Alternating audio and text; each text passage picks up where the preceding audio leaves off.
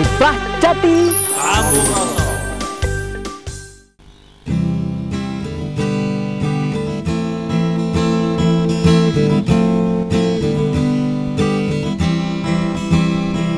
Wahai Prisma Indonesia, berjuanglah dengan pena.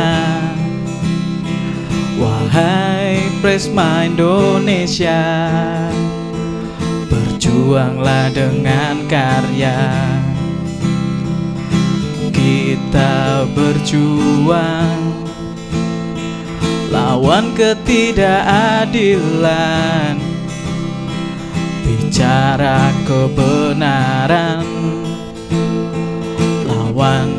lawan penindasan.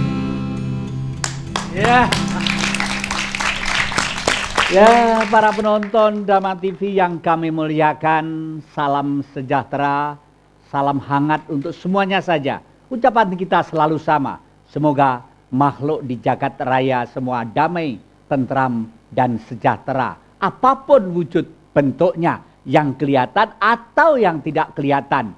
Karena kewajiban kita untuk menata keseimbangan ekosistem dunia. Sekarang kita berada di tengah-tengah kampus yang sudah sangat terkenal. Kampus ini juga melahirkan tokoh-tokoh besar, pemimpin-pemimpin yang banyak mewarnai negeri kita ini.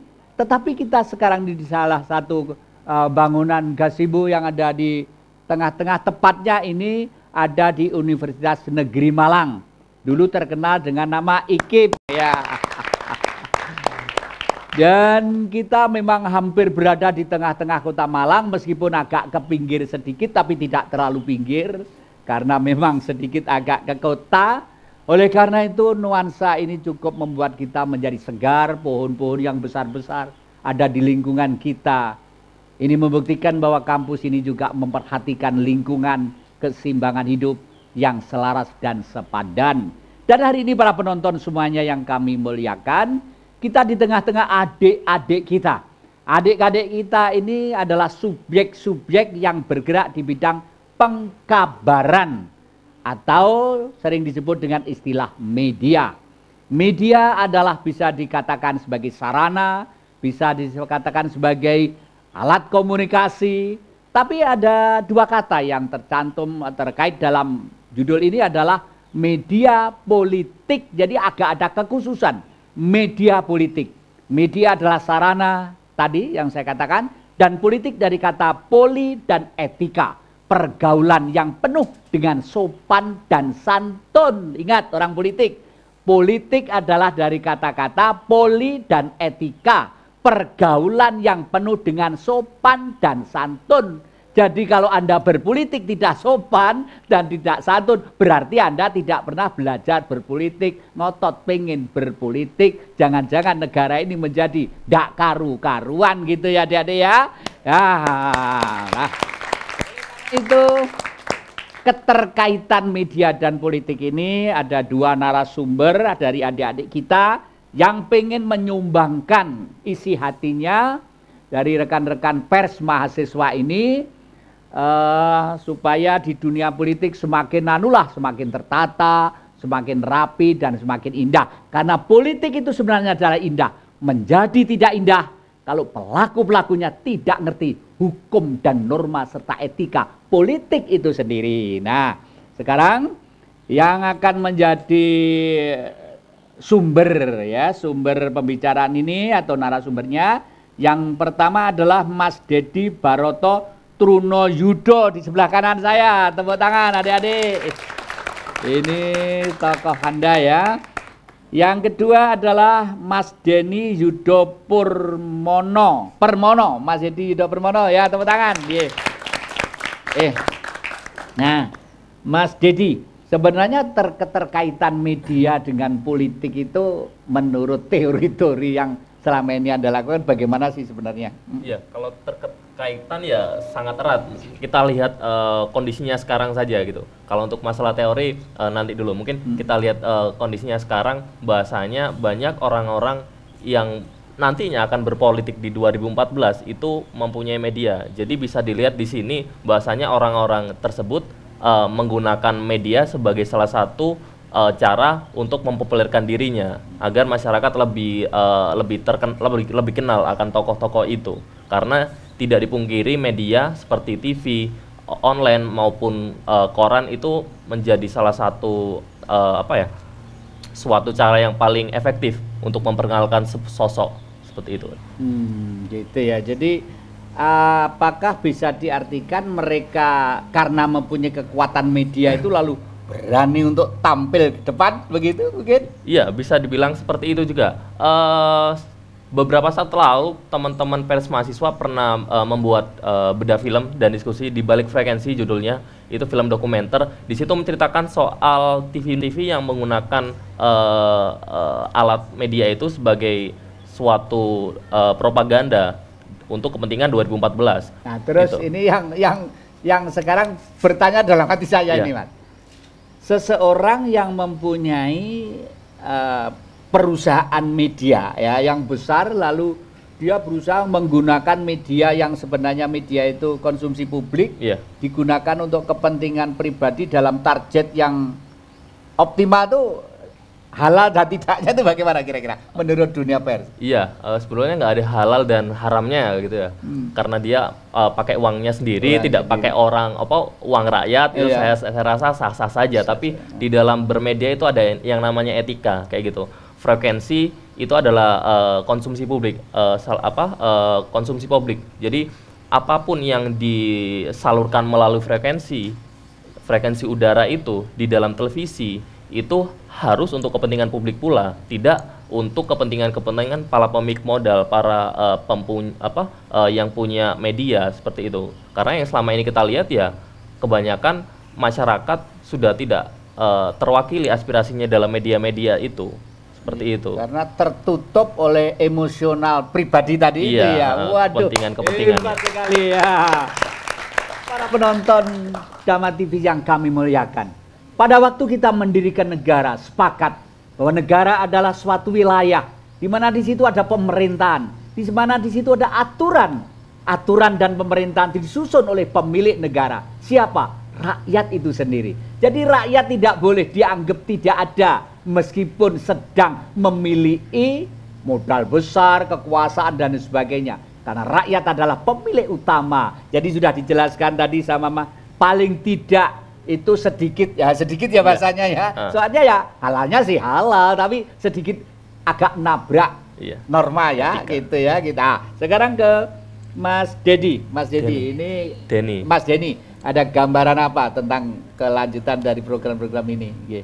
Ya sebenarnya kalau saya melihat sendiri sih memang media umum sekarang terkesan dikuasai oleh satu elit-elit politik tertentu dan juga pemilik modal, istilahnya kapitalisasi pers itu sendiri. Dan di sini peran pers mahasiswa sebagai media alternatif Pak, untuk memberikan suatu gambaran kepada masyarakat umum yang berbeda, dari sudut pandang yang berbeda dan dari sudut pandang dari kepentingan kita sendiri, tanpa ada kepentingan, istilahnya tanpa ada memikirkan untuk modal dan kepentingan dari politik-politik tertentu. Gitu ya, Ini kalau sebenarnya andai kata ini dilihat dengan kacamata negara Pancasila misalnya, seyogianya itu kurang lebih permainan antara media dan masyarakat itu kira-kira bagaimana itu kalau menurut undang-undang pers mungkin kalau di dalam undang-undang pers tidak dijelaskan secara gamblang ya, apakah media itu harus benar-benar porsi berapa persen untuk masyarakat, berapa persen untuk pemilik media, bukan seperti itu. Bahwasanya semua porsi yang ada di dalam siaran itu TV, koran, apapun medianya itu benar-benar harus mewakili masyarakat kayak gitu. Jadi tidak ada berapa persen untuk pemilik modal, berapa persen untuk ini. Tapi yang prakteknya ya sangat disayangkan sekali. Kenapa pemilik media, terutama yang sudah saya sebutkan tadi, hanya berpatokan kepada pemilik modal, hanya berpatokan pada kepentingan dia semata, seperti itu. Dan seperti yang sudah karena beberapa media ini itu sudah melakukan praktek media politiknya itu secara lama ya, itu KPI maupun Dewan Pers juga masih tidak bisa terlalu banyak menindak seperti itu karena di dalam aturan sendiri tidak disebutkan secara gamblang dan jelas seperti itu. Jadi jelas bahwa di sini sebenarnya pers adalah salah satu kegiatan media yang ada di tengah-tengah warga bangsa yang namanya masyarakat itu sendiri ya, mungkin berangkatnya dari sana. Lah, para penonton Dhamma TV yang kami muliakan, memang media itu memegang peranan penting. Bahkan di dalam Alkitab itu, di dalam Alkitab ada yang menyebut Injil dan lain sebagainya ya. Mungkin di dalam Al-Quran juga ada, hampir semua kitab juga ada, selalu menyebut itu. Bahwa suatu saat raja media bekerja sama dengan raja-raja, pimpinan-pimpinan daerah. Saya tidak mengerti itu maksudnya apa. Tapi kata-kata itu ada. Nah, jangan kemana-mana para penonton, memang bicara masalah media dan politik ini. Kita harus tahu supaya rakyat tidak bingung atas tulisan-tulisan, warta-warta, atau input-input yang kita terima. Nah, jangan kemana-mana, masih dalam semangat Kiprah Jati. Sambung Ya, terima kasih. Ya. I will fly into your arms and be with you till the end of time. Why are you so far away? And it's very hard to me to get myself close. Oh, I won't hesitate. No more. It cannot wait. I'm sure there's no need to complicate. Our time is short. This is our fate. I'm yours.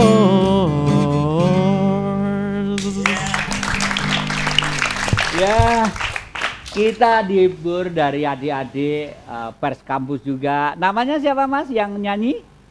Yang nyanyi namanya siapa? Diangkat. Ricci. Ricci, yang satu? Andre, Ricci dan Andre. Jadi duo suaranya bagus sekali, gitarannya juga bagus. Terima kasih. Tepuk tangan sekali lagi untuk Andre dan rekannya. Nah, sekarang masyarakat kelihatannya pengen mendengarkan. Ini mumpung pers kampus ditonton dan dilihat masyarakat lewat Dhamma TV. Biasanya ini ya jutaan juga yang menonton itu. Mungkin kalau belum sempat tertulis ide unek-unek. Ngerti unek-unek ya? Unek-unek itu bahasa Jawa. Isi hati yang belum keluar itu namanya unek-unek. Nah, bisa dikeluarkan di sini di antara adik-adik, silakan. Tentang dunia media, monggo dengan namanya sekalian Mas ya. Assalamualaikum warahmatullahi wabarakatuh. Salam sejahtera bagi kita semua. Yang saya mau tanyakan seperti ini kan, ketika kita menjadi mahasiswa atau kita aktif dalam lembaga pers mahasiswa, kalau di UM namanya siar ya kan, itu kan memiliki independensi yang sangat tinggi gitu kan tentang fenomena-fenomena yang ada di kampus sendiri kan. Entah itu fenomena A, fenomena B gitu kan. Tapi kalau kita mengaca pada luar kampus kita, itu banyak sekali kan kemunafikan dalam tanda kutip itu kan, dimana ada yang namanya oligarki kompleks, orang-orang yang memiliki kekuasaan atau memiliki kekayaan lebih, mereka itu cenderung untuk bisa menguasai, ya kan? Untuk perbandingan seperti itu, saya mau tanya pendapat kawan-kawan yang ada di depan sendiri itu seperti apa gitu tentang fenomena pers yang ada di kampus sama fenomena pers yang ada di luar sana berbanding terbalik. Itu seperti apa? Terima kasih. Ya, terima kasih.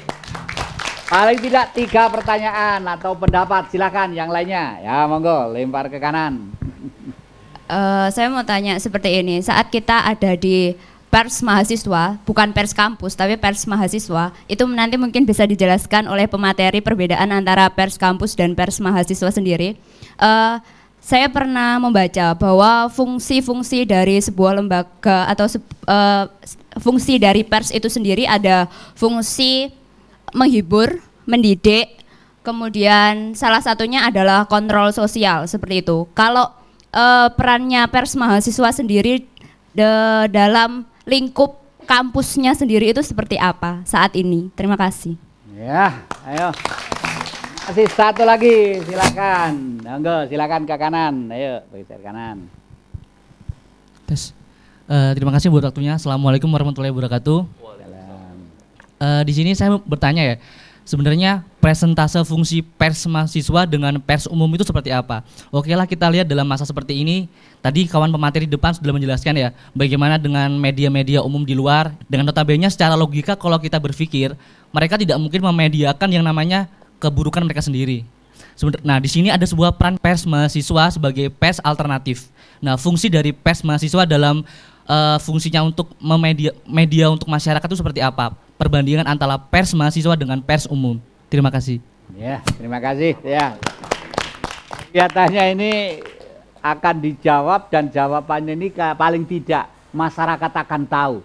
Siapa tahu? Kalau begitu enakan lengganan pers mahasiswa saja, yang lebih independen, lebih jujur, lebih murni. Siapa tahu nanti begitu. Sehingga adik-adik merupakan embrio berangkat dari kemandirian yang besar karena kejujuran, ketulusan dan tidak ada subjektivitas dalam operasionalnya. Monggo, silakan dari Mas Anu dulu. Iya, pertanyaan 1 sama 3 aku rasa sama ya, mungkin jadi satu aja. Nah, memang pada prakteknya memang sudah yang seperti yang saya sebutkan tadi, media umum seperti konglomerasi media hanya untuk kepentingan pemodal dan para pemiliknya. Nah, di sini pers mahasiswa berfungsi sebagai pers alternatif. Pers alternatif itu adalah seperti ini. Media-media umum itu kebanyakan hanya mengangkat hal-hal yang sesuai dengan kepentingan dia, masalah politik, masalah ekonomi, masalah budaya, masalah seni dan hal-hal yang lain tidak banyak disinggung. Nah, di sini kita mencoba mengimbanginya, bahwasanya di luar sana itu tidak hanya informasi soal politik dan ekonomi saja. Di sini kita juga mencoba pers mahasiswa sebagai pers alternatif coba memberikan perimbangan, mencoba memberikan alternatif, bahasanya informasi yang ada di masyarakat, fenomena yang ada di masyarakat itu tidak hanya masalah politik dan ekonomi saja, yang dimana itu banyak diceritakan sebagai sebuah hal yang negatif. Politik yang korupsi, ekonomi yang seperti apa, yang kebanyakan negatif. Nah, di sini kita sebagai pers alternatif, pers mahasiswa itu mencoba menginformasikan berbagai macam informasi seperti lingkungan misalnya. Karena bagaimanapun juga lingkungan juga perlu untuk diberi perhatian selain masalah politik dan ekonomi. Kita nggak akan pernah ngomongin masalah politik dan ekonomi ketika lingkungan kita hancur. Nah, kita di sini sebagai pers mahasiswa mencoba memberikan pengertian, pemahaman kepada masyarakat bahwasanya lingkungan ini juga perlu untuk diberi perhatian. Nah, di situ adalah fungsinya pers mahasiswa. Di lain pihak juga ada ketika pers-pers umum itu memberitakan suatu hal yang membuat kita ketika membacanya itu berpikir putus asa, Indonesia tidak punya masa depan, Indonesia buruk, 2014 nanti suram dan berbagai macam lainnya. Nah, di sini pers mahasiswa mencoba memberikan alternatif, yaitu sebuah pencerahan. Bahwasanya di luar sana tidak hanya berita negatif saja, bahwasanya di sana tidak hanya berita yang membuat kita putus asa saja, tapi banyak juga informasi yang membuat kita tercerahkan, menjadi semakin positif dan menjadi semakin mantap dalam menjalani kehidupan. Soalnya masyarakat kita itu perlu untuk dibangun jiwanya. Seperti itu, seperti kata Bung Karno, yang dibangun kan tidak hanya fisiknya saja, tapi juga dibangun jiwanya, gitu. Yang kurang oleh masyarakat kita itu dibangun jiwanya, masyarakat kecil, seperti itu. Ya, terima kasih. Mas Rani, monggo. Mau nambah?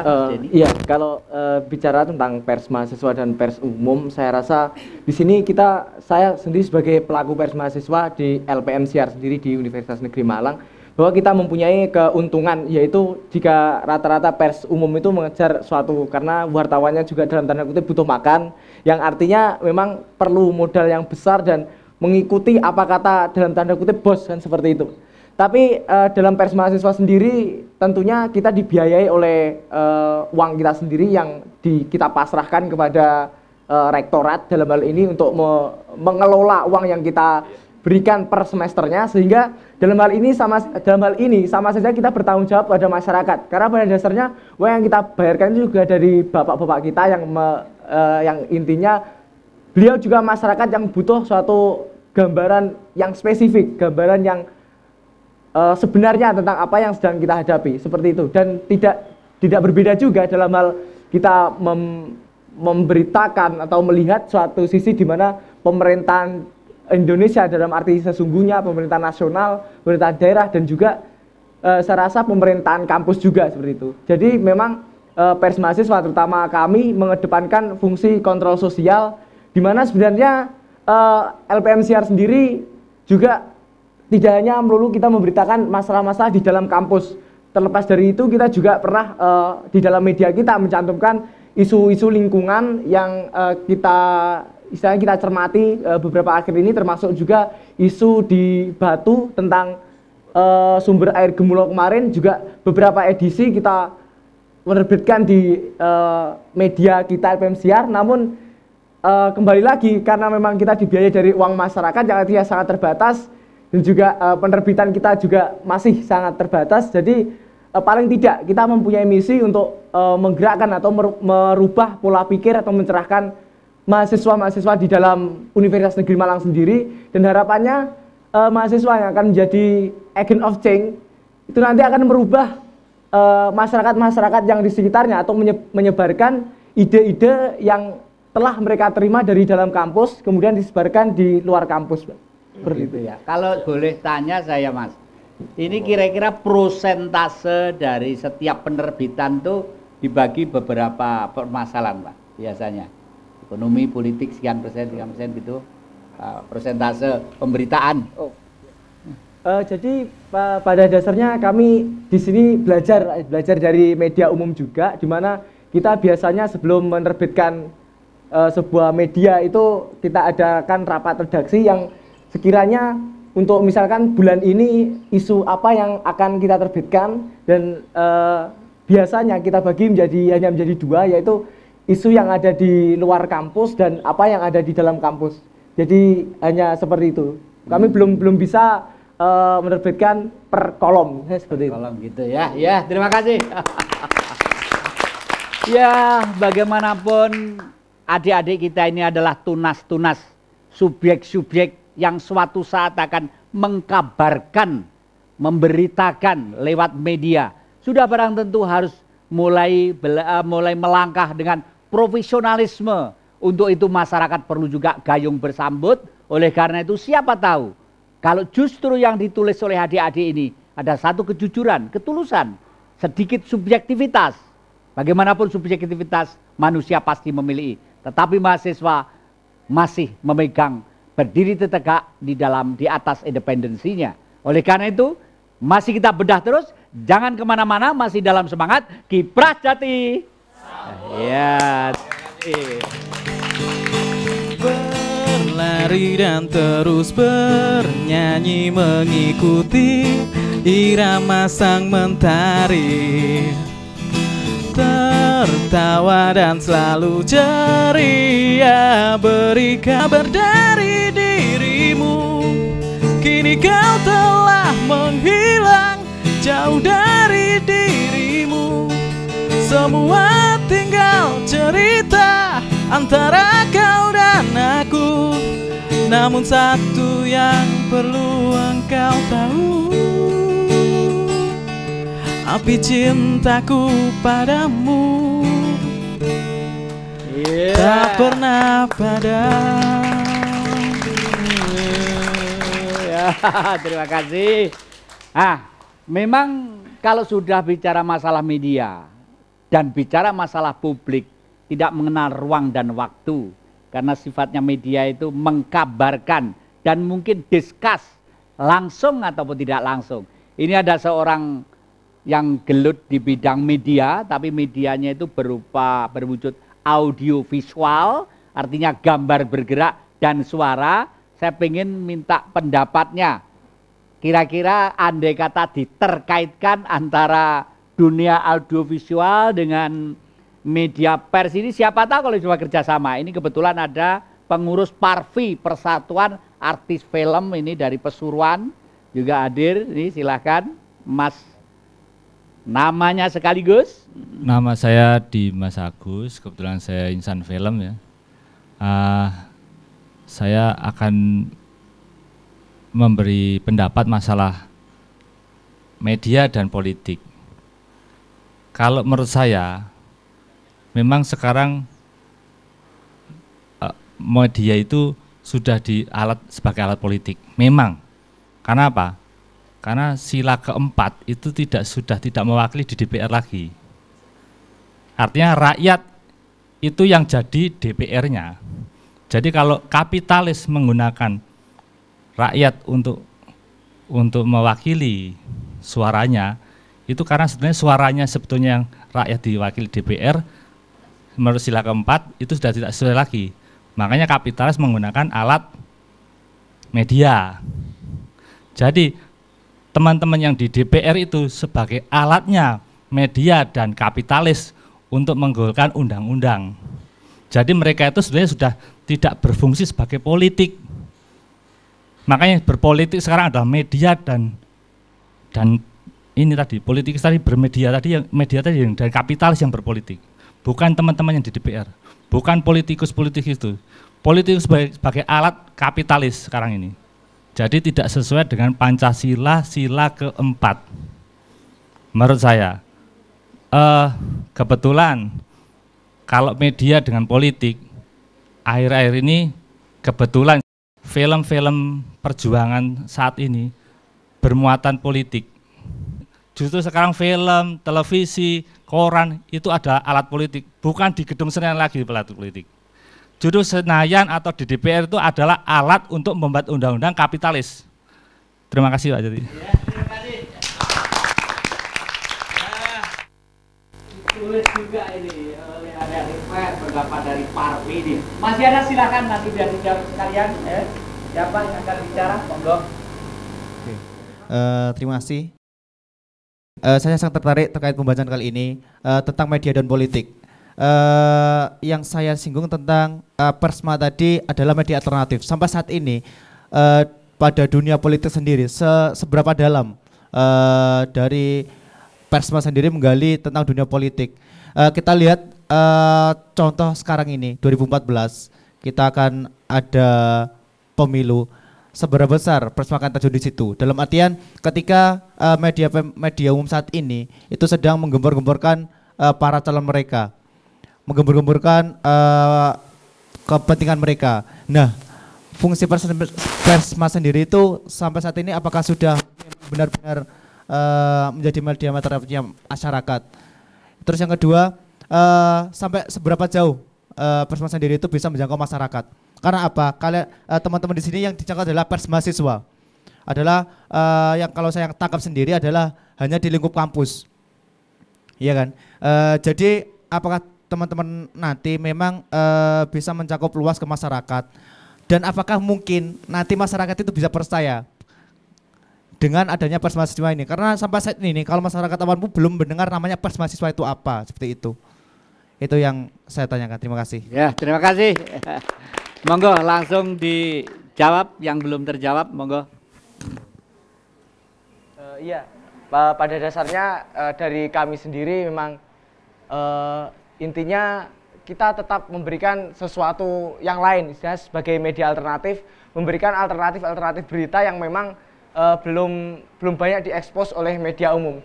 Namun di sini memang keterbatasan space dan juga produk kita, sehingga mungkin dalam pemilu 2014 nanti kita sebenarnya cenderung kepada memberikan harapan kepada masyarakat, di mana di LPMCR sendiri yang menjadi fokus bahasan tentang itu adalah apatismenya masyarakat yang tercermin dalam apatismenya mahasiswa gitu. Jadi mahasiswa sendiri apatis, susah diajak berbicara tentang mengenai negara pada khususnya kondisi-kondisi negara saat ini.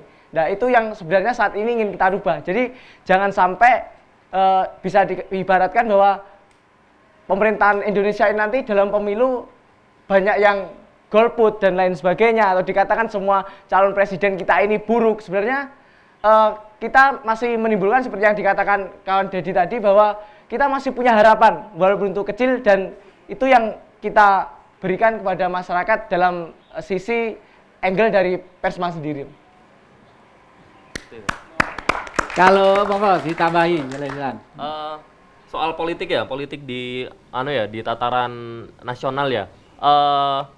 sudah diungkapkan tadi masalah keterbatasan. Kita dari segi modal, dari segi SDM dan alat produksi memang benar-benar tidak sebanding dengan media umum gitu. Jadi ketika kita ingin mengimbanginya juga cukup sulit. Tapi ada salah satu cara yang tadi sudah disebutkan sama Denny, yaitu masalah memberikan harapan. Bahwasanya ada pemimpin-pemimpin baru yang mungkin berpotensi untuk memberikan perubahan. Yang selanjutnya itu adalah memberikan analisis.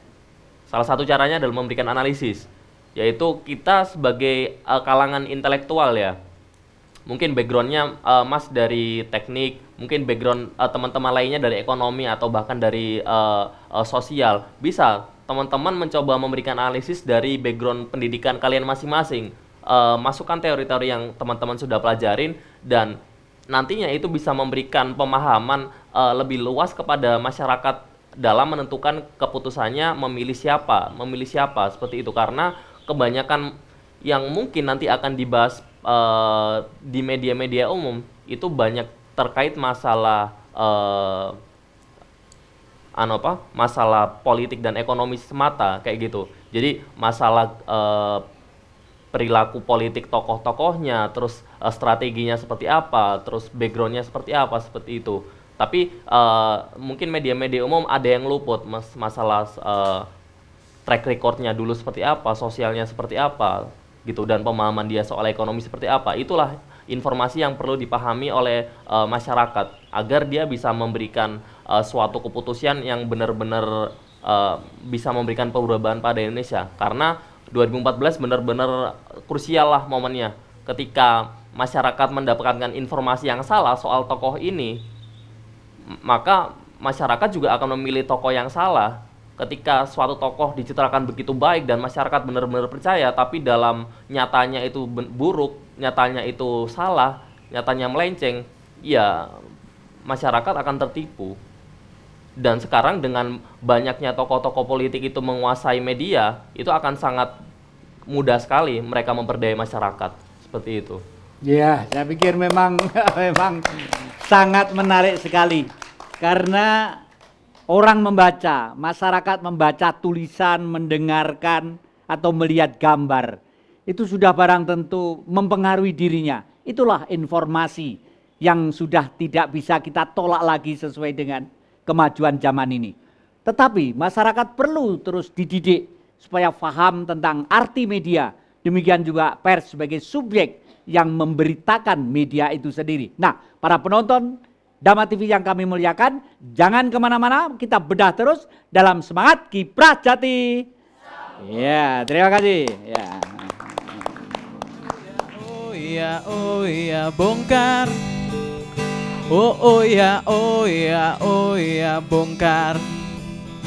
Oh iya, bongkar. Nanti di sini ya, marilah meraih mimpi hingga nafas telah terhenti. Terima kasih. Masih ada di antara adik-adik yang mungkin mengeluarkan pendapat atau pertanyaan sebelum nanti itu dijawab ke semuanya. Tadi ada yang belum terjawab, silakan ya. Tadi mic-nya dilempar ke kanan, ya, monggo. Silakan. Ya, assalamualaikum warahmatullahi wabarakatuh. Mungkin sebelum saya menjawab, sebelum saya memberi pertanyaan, bisa membantu sedikit dari saudara P ya tadi. Mungkin mengenai penyampaiannya dari pers mahasiswa ke masyarakat itu seperti apa. Itu sebenarnya fungsinya dari pers mahasiswa sendiri itu sangat mengerikan. Maksudnya itu karena kita kan konsumennya kan mahasiswa sendiri, mahasiswa kalau di siar mungkin di UM, mungkin di kampus-kampus lain sudah banyak pers mahasiswa sendiri-sendiri gitu kan.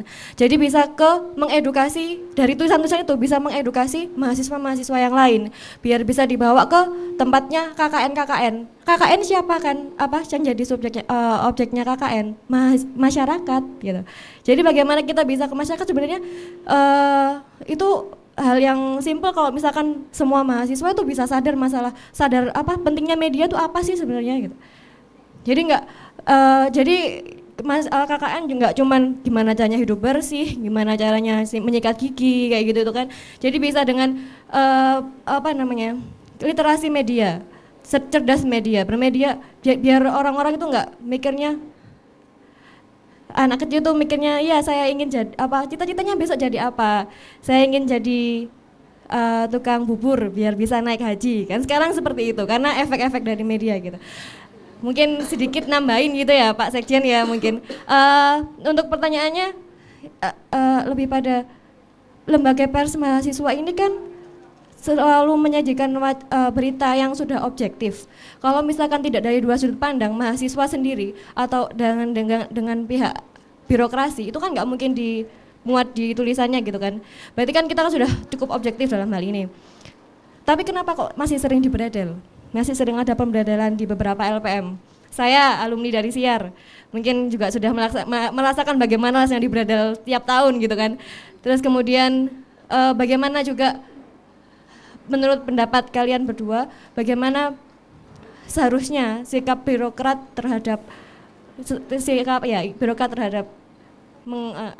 pers mahasiswa.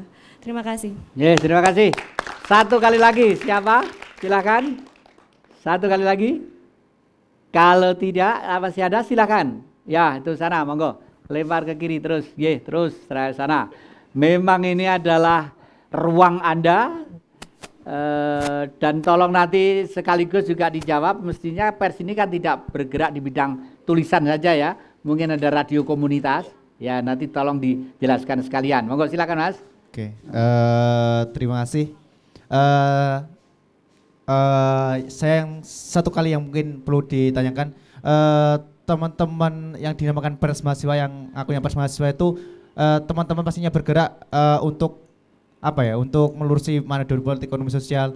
Sebenarnya landasan ataupun kalian bergerak itu atas dasar apa, atau kemungkinan kekuatan hukumnya seperti itu. Jadi dalam artian kalian bergerak itu pasti tidak hanya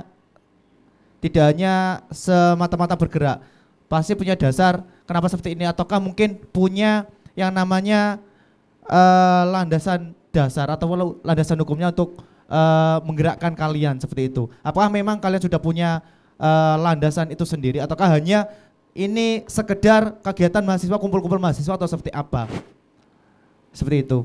Terima kasih. Terima kasih. Monggo dari Mas Anu dulu.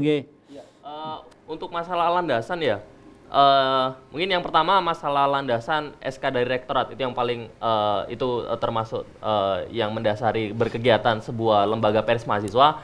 Tapi yang paling utama itu adalah sebuah kesadaran akan munculnya suatu kehidupan demokrasi yang bagus. Di dalam kampus itu adalah suatu tatanan miniatur tatanan negara. Ada legislatif, eksekutif, dan pers juga. Karena pers juga termasuk dalam pilar keempat di dalam demokrasi. Nah, di dalam kampus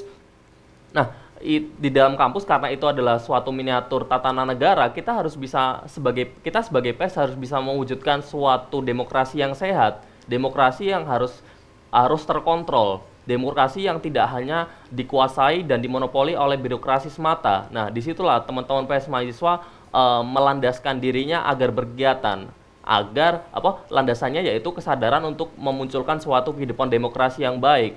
Dan ketika ada suatu upaya untuk memberangus pers mahasiswa, memberangus upaya-upaya kontrol dari mahasiswa, itu adalah suatu hal yang tidak ideal. Yaitu sama saja dengan teman-teman lihat di Orde Baru lampau, kita istilahnya bergerak mundur ke belakang, 15 tahun ke belakang. Nah, itu saya rasa cukup disayangkan ya, gitu. Kita sebagai mahasiswa sudah seperti yang dibilang sama Saudara Denny, kita menitipkan uang berupa SPP ke birokrat untuk mengelola dan menyalurkannya kembali ke kita. Ya, kita sebagai lembaga pers mahasiswa juga mempunyai kedaulatan untuk melakukan kegiatan, mencari informasi dan memproduksi dan menyebarkannya. Saya rasa kita sebagai mahasiswa mungkin teman-teman bisa bicara langsung ke birokrasi untuk menuntut hak-haknya gitu. Saya rasa bisalah teman-teman menyampaikan Pak, demi sebuah kehidupan demokrasi yang sehat di kampus, saya rasa birokrat perlu untuk mendukung pers mahasiswa ini, kayak gitu. Lalu harapan-harapan yang disampaikan sesuai selama ini? Harapan-harapannya mungkin Bisa, Mas Denny yang Mas sudah. Denny, sekali monggo. Jawaban sekaligus harapan-harapannya ya.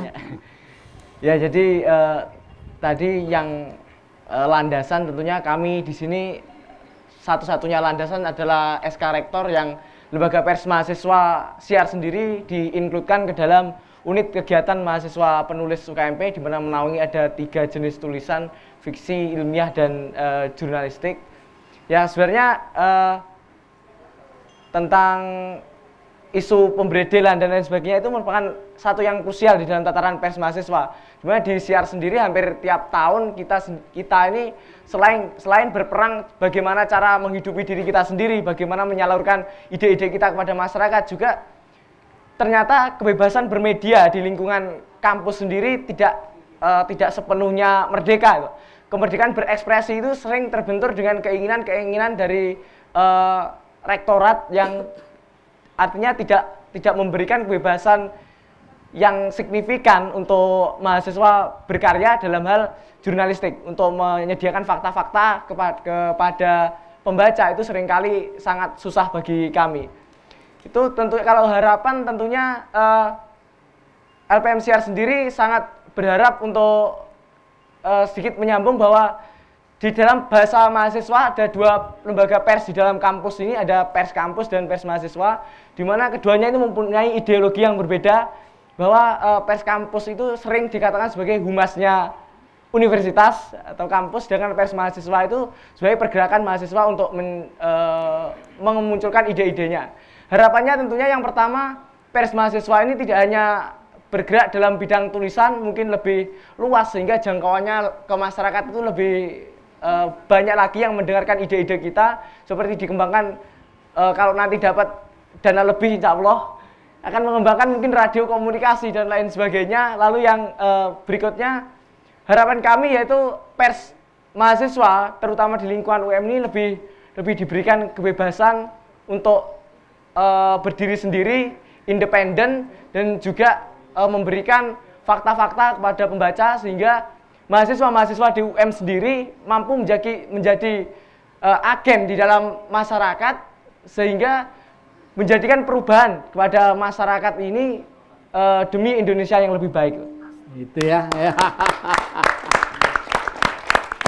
Memang tergantung dari bagaimana kita meminit apa yang kita perjuangkan dan meminit apa yang kita lakukan. Lah, ini Mas Denny sama Mas Denny sama Mas Dedi ya.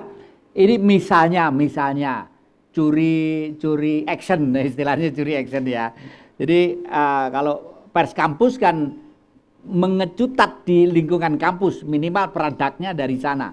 Andai kata masyarakat di Kota Malang ini misalnya terdiri dari 5 kecamatan ini suatu saat mengundang atau nelpon atau SMS pers kampus untuk meliput kegiatan-kegiatan sosial mereka, kira-kira gayung bersambut pada misalnya seperti ini. Ya pasti ya, karena kita sendiri juga mempunyai tanggung jawab yang besar kepada masyarakat kayak itu. Kita kan sebagai intelektual, sebagai pers, sebagai mahasiswa punya tanggung jawab agar aspirasi masyarakat itu terdengar dan disampaikan dan benar-benar diaplikasikan. Oleh karena itu mungkin masyarakat yang menonton acara ini bisa mencoba menghubungi kita. Jadi kita lembaga pers mahasiswa mempunyai suatu wadah yaitu Perhimpunan Pers Mahasiswa Indonesia, PPMI. PPMI ini tersebar di berbagai kota-kota besar di Indonesia. Dari paling ujung ada Tasikmalaya, dari paling timur ada Mataram, sekitar 12 kota besar. Nah, penonton juga bisa cek websitenya di ppminational.com. Di situ teman-teman juga bisa menyampaikan aspirasi, bisa menyampaikan saran dan kritik, dan mungkin juga jika ingin diliput dan disiarkan masalah kegiatan sosial dan apapun, bisa menjalin komunikasi di situ. Nanti bisa tahu lebih banyak lah di website itu. Ya, lalu kalau boleh mengetahui kira-kira pendanaan itu usahanya bagaimana pendanaan? Karena kalau bicara tentang pencetakan produk segala macam tuh sekarang tuh kan besar ya, apalagi mahasiswa itu kadang-kadang nunggu uang kos saja kadang-kadang telat gitu kan ya. Lalu pendanaan bagaimana selama ini? Pendanaan untuk PPM-nya atau LPM? Pers produk persnya. Iya. Ya. Untuk masalah pendanaan produk pers mahasiswa seperti yang sudah dibilang itu adalah ya itu dana dari kita yang dikelola oleh birokrat dan itu disebarkan ke teman-teman termasuk pers mahasiswa gitu. Jadi dari birokrat, dan untuk dana dari Perhimpunan Pers Mahasiswa Indonesia ini dari donasi teman-teman sendiri dari anggota. Jadi teman-teman anggota ada iuran, dan di situ iuran itu dikumpulkan dari berbagai kota di Indonesia yang jumlahnya itu sangat banyak sekali. Di tiap kota itu ada sekitar 12 kota di Indonesia yang terlibat di dalam PPMI, dan di setiap kota itu ada sekitar lebih dari 10 anggota. Anggotanya itu adalah berupa lembaga pers mahasiswa. Jadi bukan individu anggotanya adalah suatu lembaga. Dan dari lembaga-lembaga itu bisa dihimpun dana-dana, iuran, dan itu jumlahnya jika dikumpulkan juga cukup banyak. Dan itu bisa untuk mendanai kegiatan operasional kita untuk jalan ke kota yang lain dan memberikan pelatihan dan berbagai macam kegiatan. Juga masih memungkinkan menerima reklame-reklame gitu ya dari umum. Ya, iklan-iklan kebetulan kita punya website, dan kita juga terbuka untuk iklan yang tidak mengikat ya gitu. Jadi tidak mengikat dan tidak menuntut gitu. Jadi benar-benar iklan dan secara profesional lah gitu. Ya, ya gitu. Terima kasih. Ya. Para penonton Dama TV yang kami muliakan, bagaimanapun adik-adik ini adalah tunas-tunas kita, generasi kita yang suatu saat bertanggung jawab masalah masa depan negeri ini. Dunia mass media dan politik adalah saling kait-terkait, karena politik tidak akan pernah lepas dari media, dan media tadi sudah diutarakan, sekarang justru media dikuasai oleh kaum politik. Permasalahannya, sudahkah kaum politik menguasai tentang retorika, teori, norma, etika tentang politik? Jangan sampai media itu ikut amburadul porak-poranda karena produk-produk informasi yang ditulis sehingga membingungkan orang yang membaca. Saya yakin adik-adik ini adalah subjek-subjek pers yang berangkat dari normalisasi subjektivitas emosional karena pengabdiannya dalam dunia pemberitaan. Oleh karena itu para penonton, sekali lagi kami ucapkan terima kasih kepada adik-adik pers kampus yang sudah mempersilahkan kita Dama TV dan Kiprah Jati ini. Suara Anda akan bermanfaat dan gayung bersambut dengan masyarakat pada umumnya. Para penonton Dama TV yang kami muliakan, jangan lupa kami ingatkan sekali lagi tiap hari Minggu jam 19 sore dan biasanya diulangi hari Senin jam 12 siang. Masih dalam semangat Kiprah Jati. Ya, terima kasih. Terima kasih, monggo, matur nuwun. Terima kasih.